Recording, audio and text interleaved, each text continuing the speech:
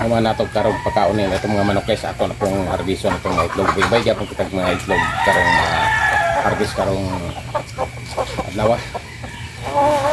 Kay mo lagi tungod din itong pagkaon na atong gihatag karong mga itlog na mga pagkaon.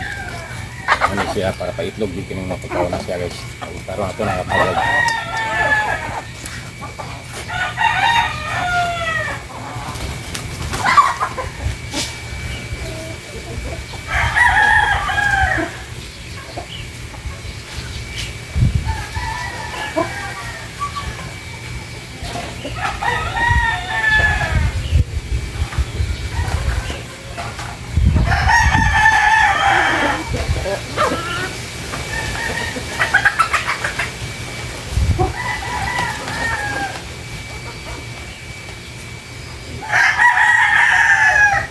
kapag kay mga manok po sa may kurungan nato sa hatagan po tayo kaya ron makakaon po sila para po sila iliaon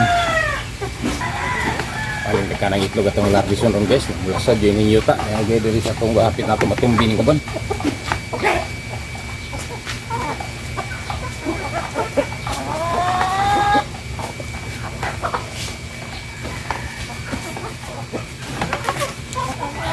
niniron ato itong pang addition dito sa ilang gamutangan kay para ito pagmahon basig ano mga daga mga mananak pangkanong mga daga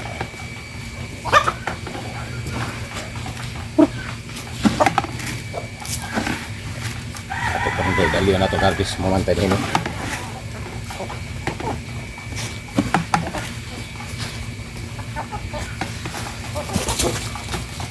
Liing mas kinatong ipakaon kanila guys. Liing mas mo kini sila para paitlog sa atong mga manok. Ug mo kini ginagamit sa mga farm, sa dagkong farm, poultry, ang itawag nga white leghorn. White leghorn yung mga itlog mo ni sila gapapaitlog pa kanila.